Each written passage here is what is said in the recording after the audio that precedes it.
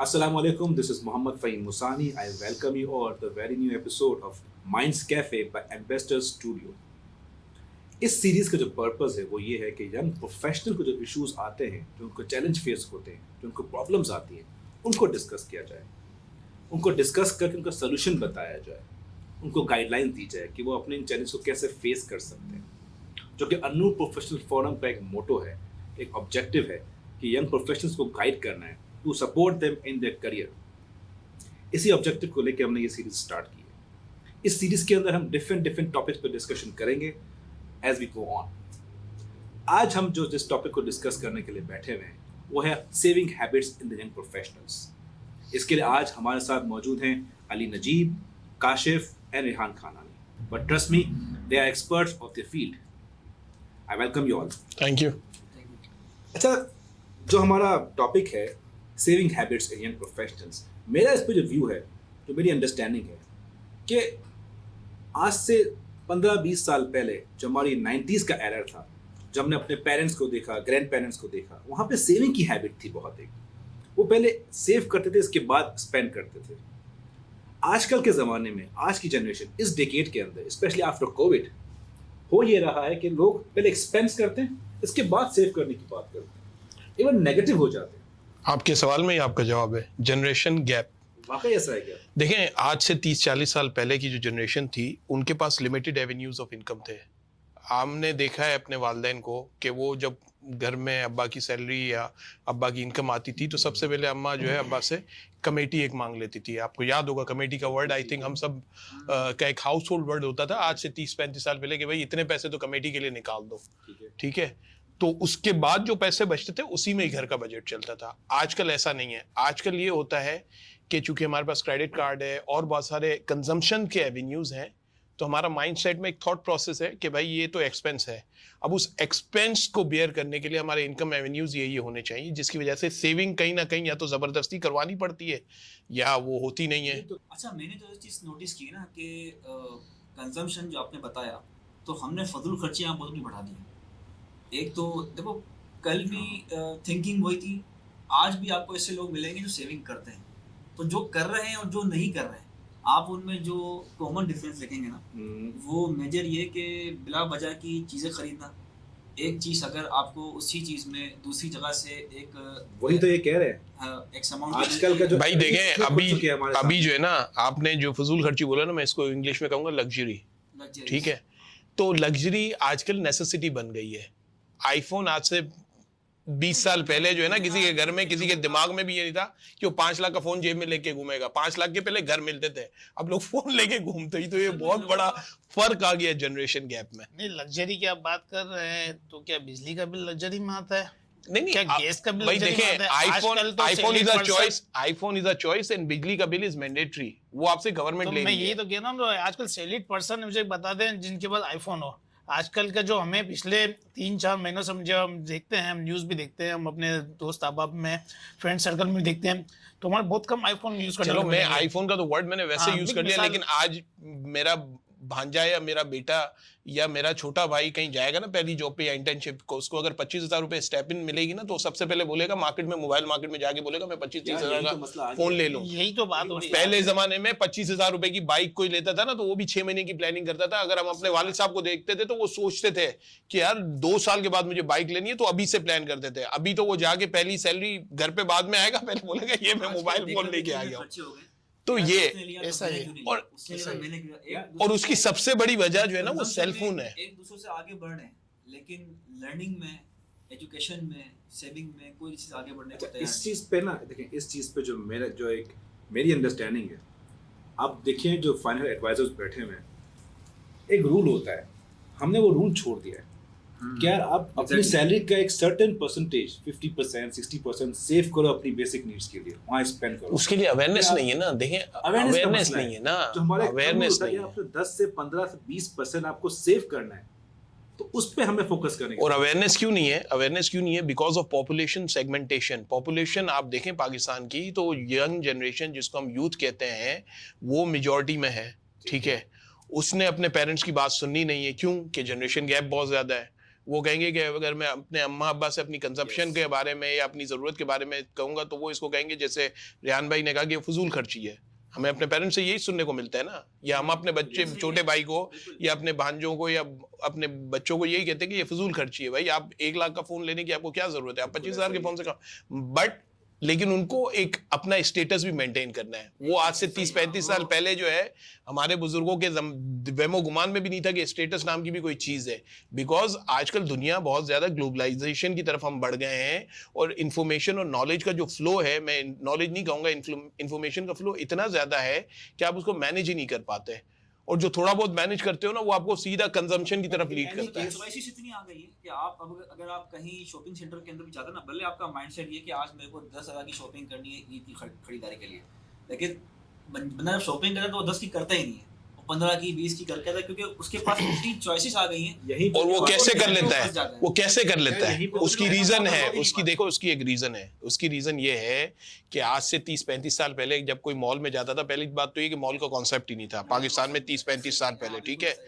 Concept नहीं था। एक दुकान होती थी, आप जाते थे शर्ट लेनी है मुझे, घर से दिमाग में प्रिपेयर करके, और उसके लिए 1-2 महीने की सेविंग करते थे कि मैं शर्ट लूंगा इस दफा 3-4, तो शर्ट की दुकान पे जाके आप शर्ट ले लेते थे। अब आप जाते हो मॉल में, और मॉल में 10,000 ऐसी चीजें होती हैं जिसकी आपको जरूरत नहीं होती, वो सिर्फ नजर आती है तो आप ले लेते हो, और उसके लिए आपके पास जेब में पैसे की जरूरत नहीं है, आपके पास एक प्लास्टिक मनी होनी चाहिए, वो आपको अपनी जरूरत से ज्यादा खर्च करने में मजबूर कर देता है। मेरा टॉपिक जो हमने बात किया आज, हमने यही तुम बात करें कि हमें सेविंग की हैबिट्स बनानी है, हमें प्लानिंग करनी है, इस पे आप एग्री करेंगे?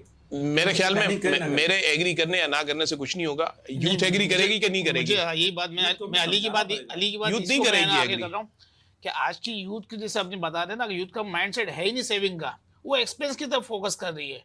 तो मेरी नज़र में ये बात है कि बजाय हम एक्सपेंस को रोके सेविंग को इनको इनकरेज करें, इनको दिमाग इनके माइंड सेट करें कि इनको इनकम बढ़ाएं, इनको इनकम के एवेन्यूज बताएं। मैं इनकी बात से एग्री करूंगा, बिकॉज आजकल जो है ना, पुराने जमाने में ये होता था कि हमारे बड़े बुजुर्ग या हमारे वालिद साहब या हमारे दादा या नाना जाते थे सुबह काम पे, और शाम को मेरे ख्याल में जोहर के बाद या असर से पहले वापस आ जाते थे, फिर उनकी जिंदगी में प्रोफेशनल लाइफ का एक एंड हो जाता था।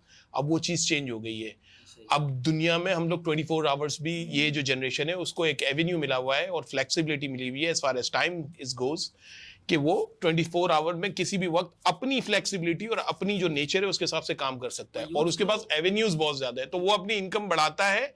और एक्सपेंस क्या करता है कि पहले एक्सपेंस करता है और फिर उस एक्सपेंस को सरपास करने के लिए डिफरेंट एवेन्यूज से इनकम बढ़ाने की कोशिश करता है। यूथ को उस वक्त याद आता है जब वो बिल्कुल ट्रैप हो जाता है कि अब मैं बिल्कुल फंस गया हूं, बिल्कुल सही बात है यार। कोई मेडिकल इश्यूज आते हैं, या अल्लाह ना करे कोई अभी बाद में याद आता है कि अब तो मेरा सैलरी इंक्रीमेंट नहीं हो रहा, क्यों, मेरी एजुकेशन बहुत लो है, या फिर मेरे पास कोई स्किल्स नहीं है। जब तक उसको याद आता है उस टाइम तक उससे वक्त गुजर चुका होता है, और उस खर्चे की लायबिलिटी जो उसके ऊपर होती है, अब वो लायबिलिटी पे करते करते एक बताता है वो हार बन जाता है, वो कहता है कि नहीं यार अब बस हो गई। तो बात जो चल रही है कि सेविंग या इनकम एवेन्यूज, अच्छा सेविंग एक चीज है, एक इनकम एवेन्यूज है, एक इन्वेस्टमेंट है। एग्जैक्टली। एक चीज मुझे बताया जरा, सेविंग और इन्वेस्टमेंट क्या फर्क है काशिफ?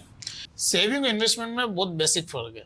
सेविंग वो चीज़ है जो आपने बचा ली, जो आपके पास in form of cash, in form of liquid आपके पास सेव है, जो कि रिस्क फ्री है, लेकिन उसमें आपको मतलब टाइम डिवैल्यूएशन होती है तो वो माइनस हो सकता है।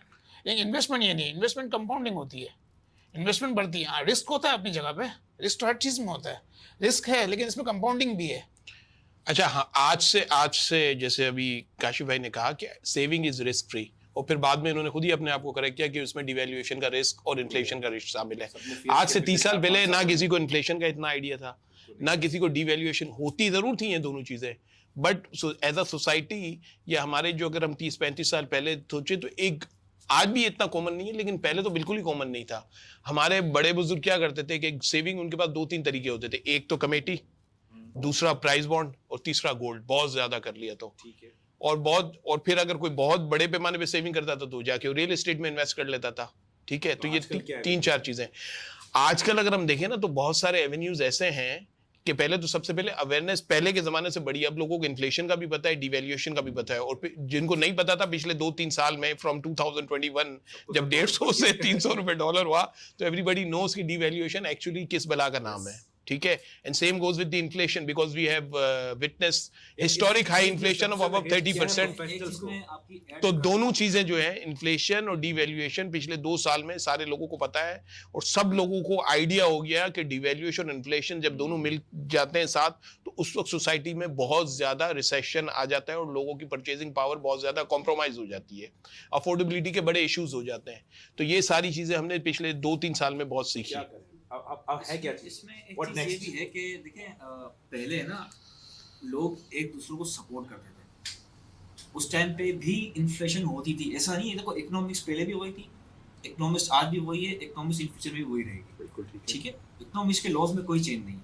द थिंग इज कि पहले एक loving caring family get together साथ. अच्छा, इसमें मैं एक चीज करूंगा add, loving caring and saving. अब लविंग केयरिंग तो है लेकिन सेविंग नहीं है, बिकॉज परचेजिंग पावर की अफोर्डेबिलिटी नहीं है ना.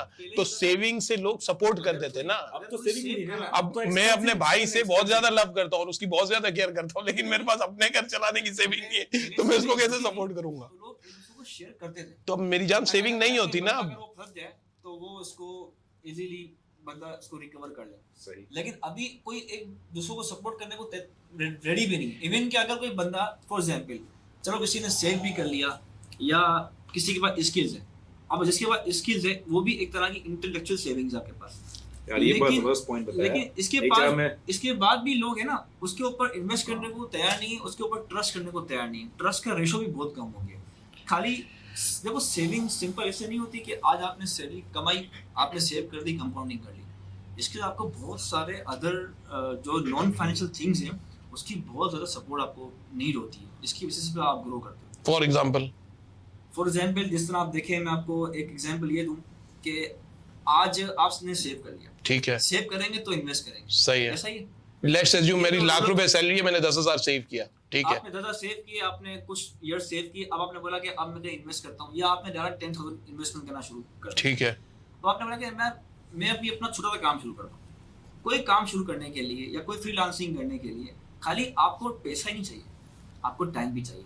टाइम के साथ आपको दूसरे के भी टाइम की इन्वेस्टमेंट चाहिए. अगर आपकी फैमिली है तो वो भी कॉम्प्रोमाइज स्किल चाहिए जो आप कह रहे थे. अगर आपकी फैमिली है वो भी कॉम्प्रोमाइज होगी. आपकी स्किल्स चाहिए, आपको स्किल्स के लिए लर्निंग भी करनी है, आपकी सोर्स से लर्निंग करने है, वो मैटर करता है. तो इन्वेस्टमेंट इन स्किल एक आप कह रहे हो कि एक बहुत बड़ा एवेन्यू है. खाद होगी तो पौधा लग जाएगा, पौधा लगेगा तो फिर फल होगा. हम बात करते हैं इन्वेस्टमेंट. वही बात है ना, बगैर स्किल के, बगैर लर्निंग के इन्वेस्टमेंट भी करेंगे तो सैलरी, जो बेचारा वैसे ही पिसा हुआ है जिसने मुश्किल से 10,000 बचाए महीने के, वो भी चले जाएंगे. अच्छा, तो 10,000 जो बचाता है, एक तो सबसे बड़ी बात ये कि 1,00,000 में आजकल 10,000 रुपए बचाना बहुत बड़ी बात है. फॉर एग्जांपल, अगर कोई ये अचीवमेंट, मैं उसको अचीवमेंट ही कहूंगा, बिकॉज आजकल के ज़माने में 10% of your salary if you are saving then you are achieving something, ठीक है. तो उस अचीवमेंट को इन्वेस्ट करने के लिए हमारे पास एवेन्यूज कौन कौन से, अगर कोई ये पूछता है तो.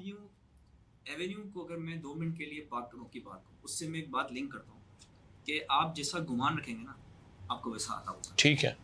अगर आप जॉब माइंडेड हैं, ठीक है, आप जॉब कर रहे हैं, आपके पास जो भी डिग्रीज हैं, सर्टिफिकेट्स हैं, स्किल्स हैं, लेकिन हम जो है ना वो एंटरप्रेन्योरशिप की तरह सोचते ही नहीं है. Exactly. अगर हम जॉब करते हैं ना, वो 9 to 5 आएंगे, अपना लैपटॉप खोलेंगे, काम करेंगे, रिपोर्ट दे देंगे, ठीक है. हम बिजनेस के प्रोसेस फ्लोस को, बाकी चीज़ों को अंडरस्टैंड करते ही नहीं, ताकि हम एंटरप्रेन्योर बन सकें. हमें अपने डोमेन का मालूम होता है, बाकी कंपनीज में क्या चल रहा है वो पता नहीं होता. तो सबसे पहले तो आपको अपना माइंड से रेडी करना है कि भाई मेरे को एंटरप्रेन्योर बनना है. जब एंटरप्रेन्योर वाली सोच आपके पास आएगी ना, फिर आपके पास इन्वेस्टमेंट के लिए आप सोचेंगे कि अब मुझे कहाँ इन्वेस्ट करें, कहाँ आपकी एवेन्यूज होंगे. तो चलो, क्या है आप करते हैं बिजनेस, आप बिजनेसमैन है, क्या एंटरप्रेन्योरशिप? बहुत सुना है, बज़वर्ड हो गया एंटरप्रेन्योरशिप. हर बंदा आके बातें करता है क्या चीज़ एंटरप्रेन्योरशिप? आम से ज़बान में कहना चाहिए, एंटरप्रेन्योरशिप वो होता है कि आपने एक दुकान खोली और आपने चार प्रोडक्ट्स रख लिए, वो बेच दी, इसको एंटरप्रेन्योर आम बंदा ही समझता है. लेकिन ऐसा नहीं है, ऐसा बिल्कुल भी नहीं है. बिजनेस की, कोई भी चीज़ का बिजनेस हो सकता है. चाहे आप है ना अपने घर में बैठ के ई-कॉमर्स कर लें, ये भी आपका बिजनेस हो गया, ठीक है. आप फ्रीलांसिंग कर लें, ये भी एंटरप्रेन्योरशिप हो गई. आप फॉर एग्जांपल स्टॉक में काम कर लें, आप ऑनलाइन जो फॉरेक्स वगैरह होते हैं, जो भी है, तो वो कुछ भी काम कर सकते हैं. वो आप कहना आपको अपना बिजनेस कहलाएगा. I think in simple word, entrepreneurship is back behind an idea. अगर आपके दिमाग में एक आइडिया है आप सबसे पहले उसको अपने आप को बताएं कि ये आइडिया क्या है। अगर आपने सबसे पहले अपने आप को कन्विंस कर लिया कि एक ऐसा आइडिया है जो मैं मार्केट में लाके प्रेजेंट करूंगा और वो आइडिया बिक जाएगा, और जब वो आइडिया बिक जाता है और आप उस पर प्रॉफिट बना लेते हो, तो वो है एक एंटरप्रेन्योरशिप है। उसमें आप फिर बहुत सारी फील्ड्स हो जाती हैं, जैसे कि काशिफ भाई ने बताया कि इसकी बहुत सारे तरीके हैं कि आप फॉरेक्स डीलर बन सकते हैं, आप स्टॉक ट्रेडर बन सकते हैं, आप कहीं और इन्वेस्टमेंट कर सकते हैं, गोल्ड में काम कर सकते हैं, कमोडिटी में काम कर सकते हैं। आपने लोगों की प्रॉब्लम सॉल्व करनी, अगर आपने लोगों की प्रॉब्लम सॉल्व कर दी ना, तो आपका पैसा यहीं से बनेगा और आपकी लाइन भी यहीं से बनेगी। जो आपके पास लाइन बनेगी तो आपके पास फिर नेटवर्किंग बनेगी कि अब मेरे को किन किन सेगमेंट की तरफ जाना है। मैं मिसाल के तौर पर एक बात ये करूँगा कि एक आप मेडिकल मार्केट में होते हैं मिसाल के तौर पर, तो अब आप की कोई एक लेट्स सपोज कोई टैबलेट है या कोई सी चीज़ है, वो मार्केट में शॉर्ट है, ठीक है। आपको पता है कि यार मैं कहीं ना कहीं किसी ना किसी कंट्री से इसको प्रॉपर वे में इंपोर्ट करवा के या किसी भी तरीके से इसका अल्टरनेटिव निकाल के मैं किसी की प्रॉब्लम सॉल्व करवा दूंगा फॉर एग्जाम्पल। तो आपके पास अपना बिजनेस तो है, लेकिन उस बिजनेस के पर्टिकुलर जो आपका प्रोडक्ट है ना, वही आपकी चीज, वही आपकी ग्रोथ का जो है ना, वो एक क्या बोलते हैं, एक अपॉर्चुनिटी को आपने कैपिटलाइज किया बेसिकली, इन सिंपल वर्ड्स। आपने प्रॉब्लम सॉल्व करनी है, हर जगह प्रॉब्लम है। अब मैं आपको बताऊं, ई कॉमर्स की भी आपने बात की, ई कॉमर्स करना मैं समझता हूँ कोई मुश्किल नहीं है। आज आपने मार्केटिंग करी, चाहे फेसबुक पे करी, इंस्टाग्राम पे करी या वॉट एवर कोई भी सोशल मीडिया प्लेटफॉर्म है, आपके पास ऑर्डर्स आएंगे, लेकिन मेन चीज़ क्या है, कोरियर सर्विस। कोरियर वाले समटाइम आपको इतना परेशान करते हैं कि आपका ऑर्डर पहुंचता नहीं है, फेक अटेम्प्ट्स लगाते हैं, फिर जो है आपको कहते हैं कि बंदा था नहीं। अब मसला यहाँ पर है, अगर जिसने इसी मसले में हाँ वही वाली बात है ना कि इसी मसले को, इसी प्रॉब्लम सॉल्विंग में एक आइडिया ये है कि अगर कोई बहुत अच्छा एंटरप्रेन्योर है तो अपनी कोरियर सर्विस खोल ले, क्योंकि ई कॉमर्स जो है वो आगे जाके बहुत ज्यादा उसका बूम है, पोटेंशियल बहुत ज्यादा है। बिकॉज तो कोरियर सर्विस जो है एक आइडिया है जो कि पाकिस्तान में बहुत ज्यादा चल सकता है। अच्छा, अगर एंटरप्रेन्योरशिप को जाता है उस तरफ, उसके लिए क्या स्किल्स जरूरी है, क्या मुझे समझाओ कुछ यार। देखें, सबसे मेरे पास कुछ पैसे पड़े, लाख 1.5 लाख रुपए, मैं चाह रहा हूँ किसी दोस्त के साथ एक कोई बिजनेस कर लूँ, वो काम करता है मार्केट के अंदर, मैं उसको बोलता हूँ यार परचेस कर ले, सेल कर ले, क्या सही है? देखिए, एंटरप्रेन्योर के लिए मैं आपको एक बात बताऊं, एंटरप्रेन्योर के लिए पैसे की जरूरत नहीं है, आइडिया की जरूरत है।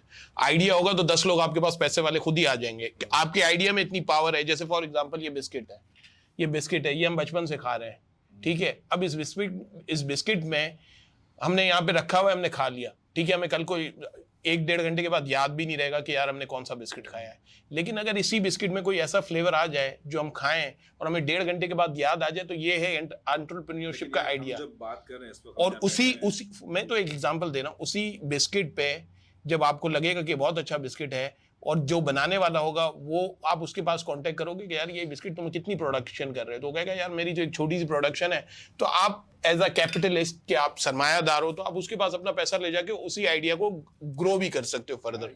तो this is called entrepreneurship, but they don't know how to pitch. अच्छा, हम जो बात कर रहे हैं, हम बात कर रहे हैं प्रोफेशनल्स की, ठीक है। तो प्रोफेशनल के पास इतना टाइम थोड़ी ना यार कि वो बैठ के आइडियाज पे जाके मार्केट सर्च, पैसा भी नहीं, तो क्या करे, इन्वेस्टमेंट भी नहीं है उसके पास, और 10,000 रुपए बचा रहे, मिसाल ले शाम को 6 बजे के बाद वो कैसे जाए, बस हो गई मेरी, मैं नहीं कर सकता। नहीं, ये देखें, एंटरप्रेन्योरशिप की कोई घड़ी नहीं होती उसके पास घड़ी सिर्फ इसलिए होती है कि वो टाइम देखे।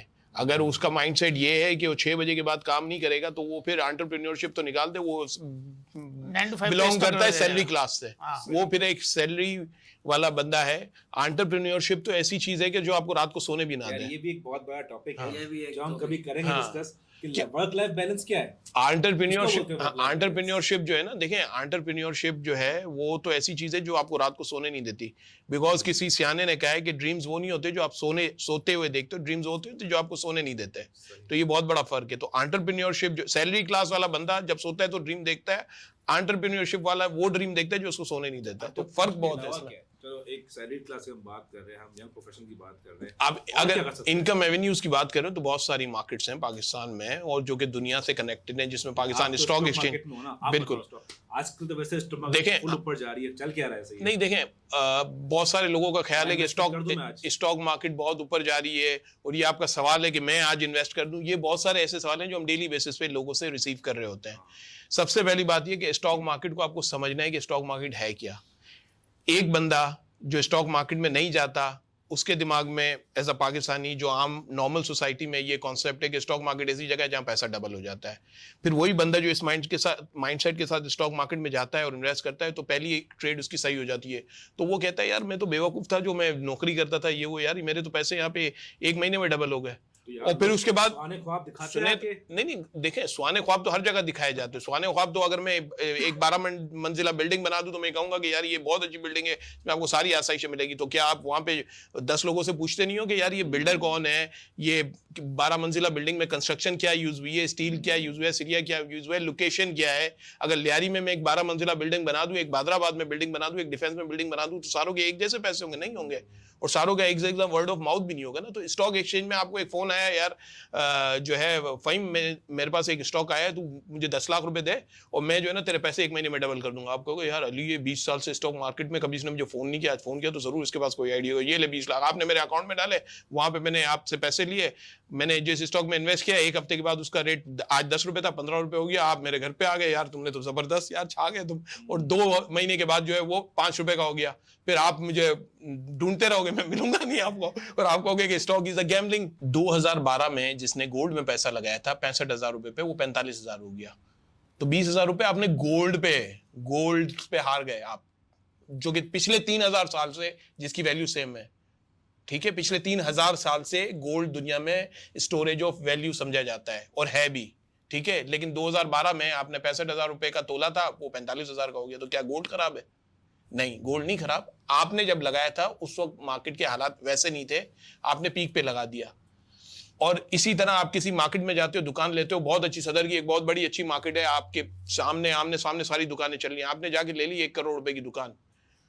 समहाउ किसी भी रीजन की वजह से वो मार्केट नहीं उठी, तो इसका मतलब आपने इन्वेस्टमेंट गलत की? नहीं भाई, उसका टाइम नहीं अभी आया, 5 साल के बाद वही मार्केट में उसकी प्राइस 2 करोड़ रुपए हो जाएगी। अब मैं लेट देखें, ये चीज जो है ना, ये रिस्क होता है।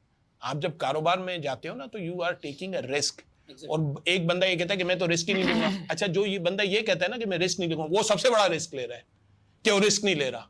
अच्छा, ये जो बात अभी कर रहे थे, क्या एक होती है स्पेकुलेशन, एक होती है इन्वेस्टमेंट, डिफरेंस क्या है, बॉर्डर लाइन क्या है दोनों के बीच में? ये कप है 20 रुपए का, ठीक है, मैं आपसे कहता हूँ ये कप 2 हफ्ते के बाद 30 रुपए का हो जाएगा, ले लो। पैसा नहीं भाई आज तो बस।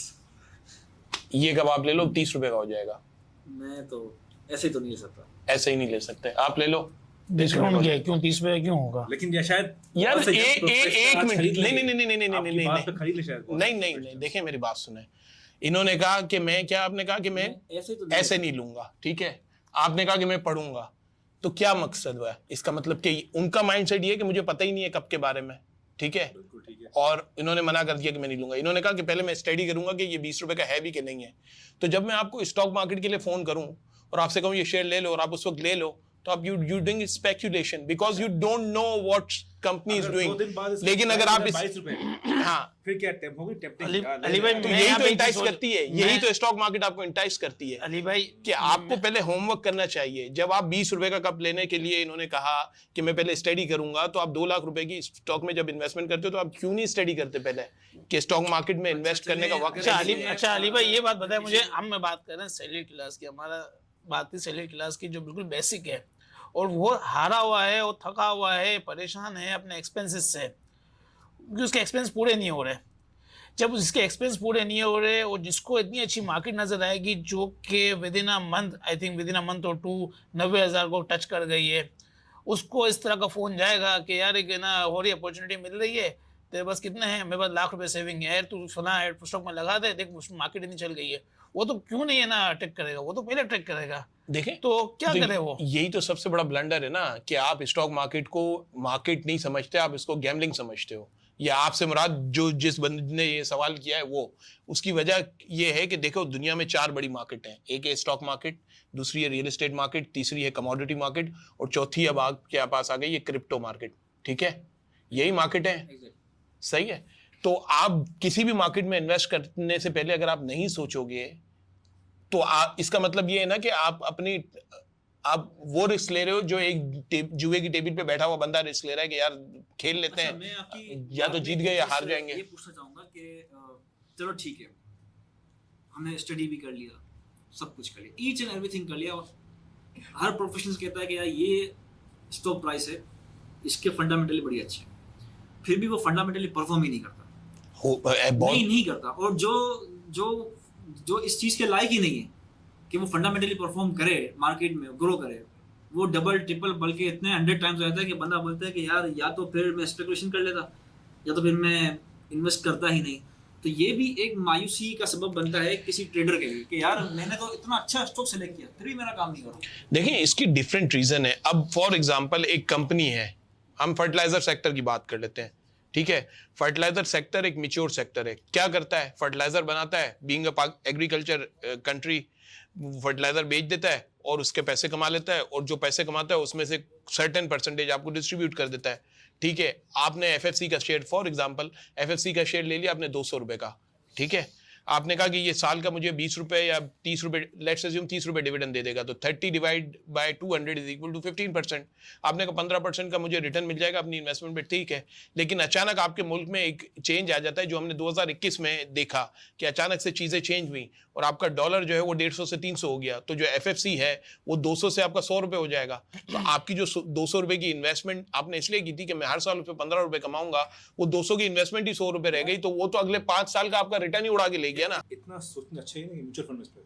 देखिए म्यूचुअल फंड में भी म्यूचुअल फंड क्या होता है? म्यूचुअल फंड ये होता है कि आप अगर सिंगल हैंडेडली इन्वेस्ट करते हो ना, तो आप स्टॉक में सिंगल हैंड आप अपने तौर पे इन्वेस्ट करते हो। म्यूचुअल फंड क्या होता है? मैंने आपका भी पैसा ले लिया, इनका भी ले लिया, इनका भी ले लिया, और सारे लोगों का पैसा लेकर म्यूचुअली एक फंड मैनेजर को दे दिया, जिसका काम यही है, जिसका पूरा स्टडी उसने अपना किया हुआ, इन्वेस्टमेंट की स्टडी किया हुआ, तो सीएफए भी होगा, वो सारे उसका काम यही होगा डेली बेसिस पे कि मुल्क के डायनामिक्स टॉप डाउन अप्रोच पे अपना चीजों को तज्जिया करे और उसके बाद एक जो है वो इन्वेस्ट। मेरा सवाल ये कि मैं उस पर कर सकता हूँ? बिल्कुल कर सकते हैं, मगर इसका मतलब ये नहीं कि अगर आपने किसी म्यूचुअल फंड में इन्वेस्टमेंट कर दिया तो आपको रिस्क नहीं है लॉस का। वहां पे भी रिस्क तो है, बिकॉज अल्टीमेटली वो भी पाकिस्तान मार्केट में इन्वेस्ट करेगा। बहुत बातें कर ली, अब मुझे बताओ स्टॉक के अलावा है ध्यान में कुछ? आपने म्यूचुअल फंड की भी बात चले, मैं इस पे एक चीज ऐड कर देता हूँ।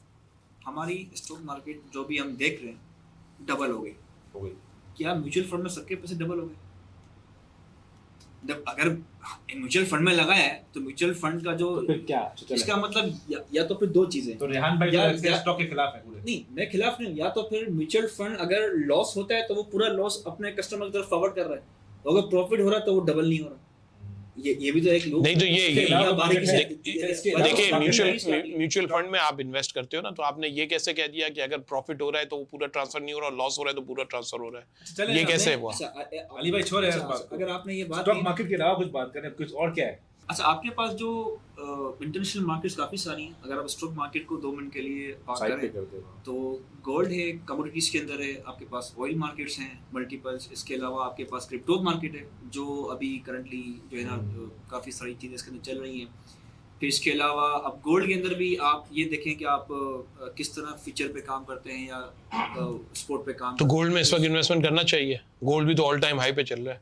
देखिए ऑल टाइम हाई और ऑल टाइम लो जो बातें चलती हैं, नहीं, इसमें वही बात है ना, उसमें वही बात है ना, उसमें भी वही बात है। मेरा सवाल वहीं पे जो जल्दी से था वही सवाल मेरे यहाँ पे भी है। जब हाई पे जाके हम काम कर रहे हैं, मैं जैसा बंदा अगर कोई सैलरीड बंदा है वो अगर छोटी सी इन्वेस्टमेंट में देखते हैं अट्रैक्शन आती है क्या, वो तो ठीक है, मैं गोल्ड यार गोल्ड ऊपर जा रहा है, विन विन सिचुएशन है, लगा दो इसके ऊपर। फिर क्या हुआ? काशिफ भाई आप लगाएंगे पैसा? नहीं, आप अपना तो दूध है, आप कराएंगे पैसा? नहीं, आपके पास मैं अगर बात करूँ, देखो ना, मैं हूँ बिजनेस माइंडेड। मेरा माइंडसेट ये कहता है कि बिजनेस पे फोकस करें rather देन आप है ना इंटरनेशनल मार्केट को देखें या स्टॉक मार्केट को देखें या फिर आप है ना किसी भी उसको देखें जो वर्चुअल मार्केट है। मैं वर्चुअल मार्केट बिलीव नहीं करता, मैं फिजिकल मार्केट को बिलीव करता हूँ। हर बंदे का अलग अलग माइंडसेट है, मतलब कि 5 उंगलियां बराबर नहीं होती ना, ठीक है। अब जिस तरह आपने कहा कि ऑल टाइम हाई पे चल रहा है, तो अगर किसी को पता नहीं है कि ये ऑल टाइम हाई है कि नहीं है तो वो कैसे फोरकास्ट करे? नहीं, देखो हम आई जाता है गोल्ड, फिर लोग कहते हैं ऑल टाइम हाई है, फिर बैठे रहते हैं, फिर ऊपर निकल जाते हैं, फिर कहते हैं तो अब लगाते हैं, फिर कहते हैं और ऊपर निकल जाता है। तो आप मार्केट को कैश नहीं कर सकते। सबसे पहले ना इसी रेस के अंदर हम सैलरी क्लास प्रोफेशनल फंस जाते हैं। देखिए करना है कि नहीं, आप बताओ बिजनेसमैन के तौर पे आपका ज़हन क्या बोलते हैं, क्या करना चाहिए? नहीं, मैं तो ये कहूँगा कि देखो आप किसी भी, देखो ना, हम जहाँ बैठे ना, हमारे सर्कल में बिजनेस ओरिएंटेड बंदे होते हैं, जो सैलरीड क्लास का बंदा है उसके भी सर्कल में बिजनेस माइंडेड लोग होंगे, उसके होंगे जो बिजनेस करते हैं। तो किसी ना किसी, मेरा तो माइंडसेट ये कहता है किसी ना किसी बिजनेस से आप लिंक हो जाए। आप ठीक है 9 to 5 जॉब करते हैं, आप 6 बजे तक फारिग हो गए, लेकिन वही बात है कि आपका एंटरप्रेन्योरशिप का माइंडसेट होना चाहिए। तब 6 बजे फारिग होके भी आप मार्केट में दिमागी काम नहीं करेगा अगले बंदे का एंटरप्रेन्योरशिप के लिए वो। लेकिन इसमें ये वो चीज नहीं है। इसमें आपको इंटरनेशनल मार्केट को आपको रीड नहीं करनी है, आपको किसी बिना कंपनी की बैलेंस शीट रीड नहीं करनी। आपको सिंपल से किसी भी मार्केट में जाना है, वहाँ क्या सेल हो रहा है, क्या परचेज हो रहा है, किसी भी काउंटर पे जाके आपको बैठना है, किसी भी दोस्त की काउंटर पे, किसी दोस्त की दुकान पे जाके बैठना है। आप, मेरा माइंडसेट तो ये कहता है कि आप किसी भी दुकानदार के साथ लिंक हो जाए, उसकी दुकान पे जाके उसके साथ बैठे, चाय पीने बैठे। चाय तो हमारी आदत है, अभी हम चाय पीने बैठे हुए हम। ठीक है, चाय खत्म होने वाली शर्त है। वहाँ किसी भी साथ 1 घंटा, रोज का 1 घंटा भी आप देंगे तो काफी तक मेरा तो मानना ये कि आप बहुत कुछ सीखेंगे। आप ऐसा नहीं कर सकते कि चले ठीक है, अब मैं जिस बंदे के साथ शॉप पे बैठ गया उसका एक लिमिटेड माइंडसेट होगा ना, ठीक है। मैं यूट्यूब से नहीं सीख लूँ, मैं सोशल मीडिया से मैं नहीं सीख लूँ कि यार इतनी सारी चीजें हैं, अब तो 1 क्लिक पे हर चीज अवेलेबल है, तो यार मैं क्यों इतना पेट्रोल। यार अगर यूट्यूब से सीखना होता तो हम MBA किए हुए, हम CA किए हुए, SCCA किए हुए इंटर्नशिप क्यों करते हैं, आर्टिकलशिप क्यों करते हैं, हमारी बेसिक नीड क्यों है ये। मैं इनकी बात से एग्री करता हूँ, अगर यूट्यूब से ही सीखना होता तो फिर कभी स्विमिंग पूल की जरूरत ही नहीं होती ना, खत्म हो जाती बात। सब ड्राइविंग जो डाइविंग उसी पे ही कर लेते और स्विमिंग उसी से ही सीखते। आप नहीं सीख सकते भाई यूट्यूब देखे नहीं नहीं भाई, you have to ultimately take risk and eat. ये तो फैक्ट है। अच्छा, जो चाय वाले ने बात की, हमारी तरह बहुत से दोस्त बैठते हैं चाय के होटलों पे, बिजनेस का प्लान बनता है, यार हम ये कर लेते हैं, फ्रेंच फ्राइज का ठिया खोल लेते हैं, बहुत से लोग डिस्कस करते हैं, यार उसने दुकान खोली है फ्रेंच फ्राइज की, पिज्जा फ्राइज लगाए, चल पड़ा दे क्या हम भी खोल। नहीं, हमारे यहाँ मिसाल है बादराव पे, मैं नाम नहीं लूंगा क्योंकि उसकी प्रमोशन हो जाएगी, बहुत अच्छे उसकी चल रही है, एक छोटा ठिया लेके बैठा है वो, तो इसी तरह बहुत अच्छा है, करते हैं। आपका माइंडसेट है, देखो आप चाय का ढाबा लेके बैठ जाओ। देखो मेरी बात इसमें देखें, आपको कोई ये आड़ नहीं, कोई शर्म नहीं है। किसी पठान को, किसी भी जो इस फील्ड से रिलेटेड है, आप उसको उसके साथ ना हो जाए, आप एंगेज कर ले उसको। जिस तरह अभी हमने टॉपिक की शुरुआत की थी ना, जिस तरह हम देखा देखी में एक्सपेंस करते हैं, इसी तरह हम देखा देखी में इन्वेस्ट भी कर देते हैं। यार ये भी एक बैड पॉइंट है। ऐसा नहीं है कि भाई यार इसका ठिया चल पड़ा तो हमारा भी। अच्छा, मैं इसको इन्वेस्टमेंट नहीं कहूंगा, मैं इसको कहूंगा स्पेकुलेशन। और जरूरी नहीं है कि स्पेकुलेशन स्टॉक मार्केट में, आप फ्रेंच फ्राइज का ठिया भी स्पेकुलेशन में लगा सकते हो, आप तंदूर का नान भी स्पेकुलेशन में लगा सकते हो, आप चाय का होटल भी स्पेकुलेशन में खोल सकते हो। क्योंकि मेरे दोस्त ने डिफेंस में खोला तो मैं भी खोल दूंगा। वो भाई उसने स्टडी किया, तुमने स्टडी किया, उसका माइंडसेट है रात को 4 बजे तक जागने का। तुमको अगर 10 बजे नींद आएगी, तुमको अगर रात को 10 बजे नींद, मैं वही कह रहा हूँ ना कि लोगों का दिमाग सिर्फ ये है कि स्पेकुलेशन स्टॉक मार्केट में ही होती है। तो स्पेकुलेशन किसी भी मार्केट में हो सकता है, अपनी लाइफ में, रिलेशनशिप में स्पेकुलेशन लोग कर लेते हैं। तो इन शॉर्ट सबसे हमारी बात का समराइज ये कर रहे हैं हम कि किसी भी मार्केट में जाएं, अर्निंग हर जगह से हो सकती है, बशर्ते कि आपके पास नॉलेज हो, लर्निंग हो।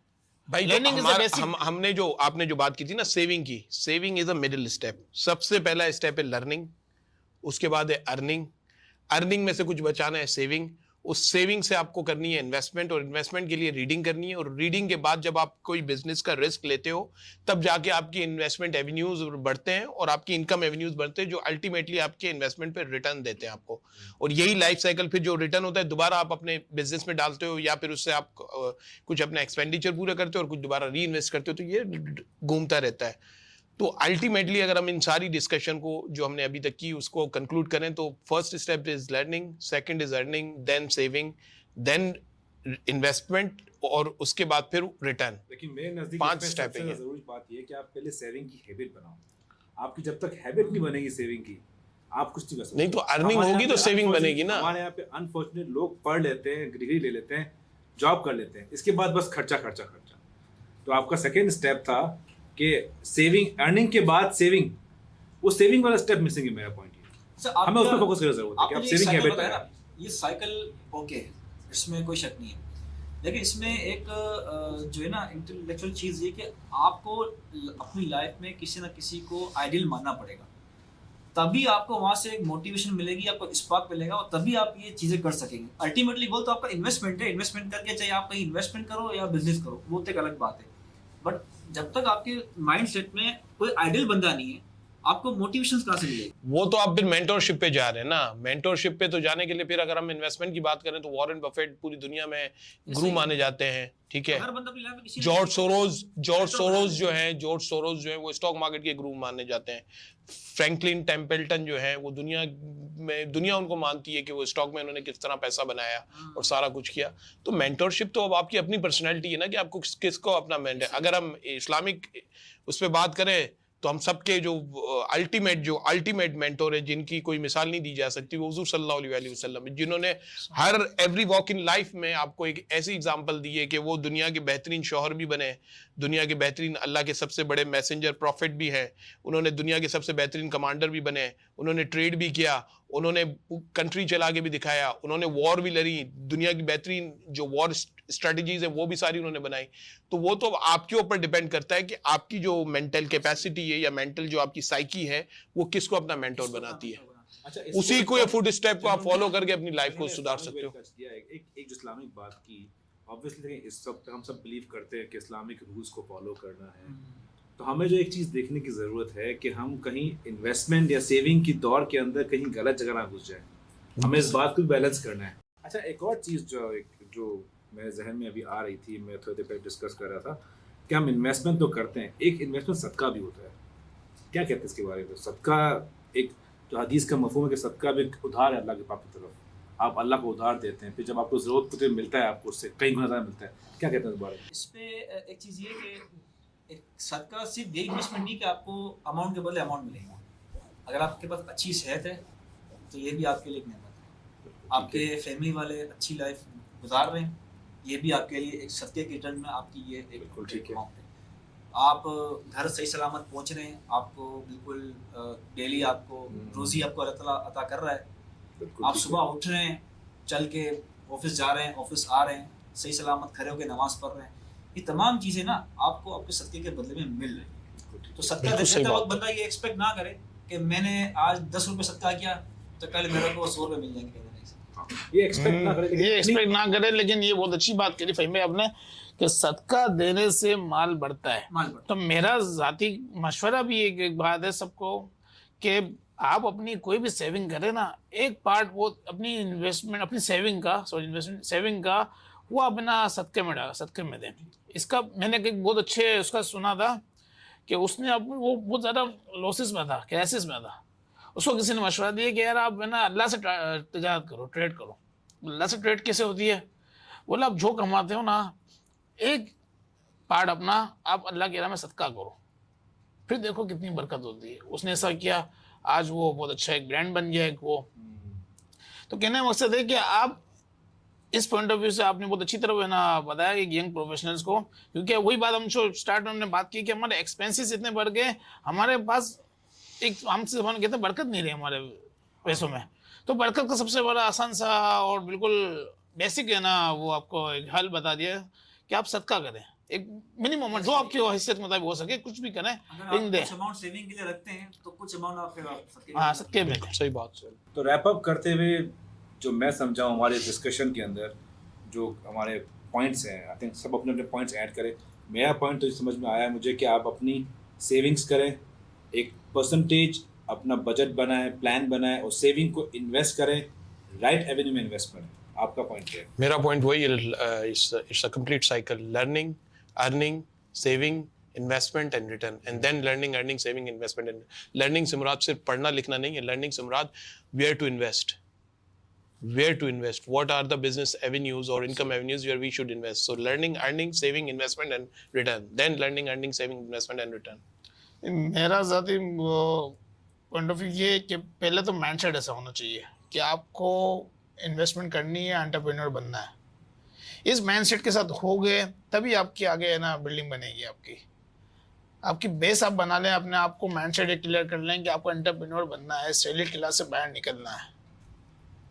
बस ये मेरा बेसिक है ना। और मेरा जो है कि बिल्कुल आप लर्निंग करें, लेकिन लर्निंग इतनी ज़्यादा ना कर लें कि फिर आप अर्निंग की तरफ जा ही ना सके। कुछ लोग इतनी लर्निंग कर रहे होते हैं, तो बिल्कुल लर्निंग करें, लेकिन फिर एक स्टेप के बाद एक्शन लेने की भी आप हिम्मत रखें। और यान भाई से बात जिसमें एक बात याद आई, एक बंदा इतनी लर्निंग कर लेता है, जो लर्निंग करता है कि वो डरता ही रहता है हर वक्त। ऐसे ही कि यार मैंने ये कर लिया, अब टाइम आया नहीं है यार, अब मेरे गोल्ड में नहीं, अब तो यार ये तो होल टाइम है, अब तो रिवर्स हो रहा है, अब मुझे नहीं करना यार, स्टॉक मार्केट तो 90,000 पहुंच गया, मुझे नहीं करना है यार। वो मतलब लैंडिंग करते करते इतना वो घबरा गया, वो बिजनेस ने इतना, हाँ वो लैंडिंग करता रहता है, उसकी बात उस से फेज बात से है। बाहर निकलना है, हाँ, फेज से बाहर। इतनी भी लैंडिंग नहीं कर लेनी कि हम कि डरते बंदा हैं हिम्मत बस। ही ना कर सके। उसको हम थोड़ा सा risk लेना पड़ेगा। आसान अल्फाज में ये कहते हैं कि अपने कंफर्ट जोन को आप ब्रेक किया करें। ब्रेक किया। रिस्क प्रोफाइल होता है, हर किसी का अपना होता है। एक चीज ऐड कर दूं क्लोजिंग की तरफ, एक्सरसाइज जो हम नहीं करते, 90% लोग नहीं करते। आप जितने भी टॉप लीडर्स को देखेंगे ना, वो एक्सरसाइज करते हैं। अगर आप डेली एक्सरसाइज करते हैं ना, तो आपकी रिस्क लेने की कैपेसिटी बढ़ जाती है। ये एक ह्यूमन साइको है, मुझे नहीं पता कि इस बारे में डॉक्टर्स का क्या वो है, जो एक जो अब तक जो मैंने अब तक जो सुना है, जो मैंने लर्निंग की है, जो देखा है, तो उसमें यही है। तो और आई थिंक नमाज इज द बेस्ट एक्सरसाइज, कि अगर आप 5 वक्त की नमाज पढ़ते हैं तो आहिस्ता आहिस्ता आपके अंदर वो चीज़ें डेवलप हो जाती हैं। Absolutely, एक्शन लेने की absolutely. चीज़ें। टू कंक्लूड टुडेज डिस्कशन, आज जो हमारी बातें हुई है उसमें जो हमारा की टेक अवेज है वो ये है कि हमें अपनी इनकम का कुछ ना कुछ पोर्शन सेव जरूर करना है। इसके बाद हमें इन्वेस्टमेंट के एवेन्यूज ढूंढने हैं, हमें लर्न करना है कि कौन सा इन्वेस्टमेंट का एवेन्यू हमें सूट करता है, then we have to invest in that. अच्छा, इन्वेस्टमेंट करते हुए जो हमने बात डिस्कस की, वो सबसे ज़रूरी बात यह कि हमें हलाल और हराम का ज़रूर ख्याल रखना है। बीइंग मुसलमान हमें शरिया कंप्लाइंट इन्वेस्टमेंट एवेन्यूज ढूंढने हैं। इसके अलावा जो रेहान ने एक बहुत अच्छी बात कही कि हमें अपने आप को फिट रखना है, क्योंकि फिट माइंड ही, एक फिट बॉडी ही इन्वेस्टमेंट कर सकती है, अच्छी लाइफ जी सकती है। With this, thank you so much. Allah Hafiz.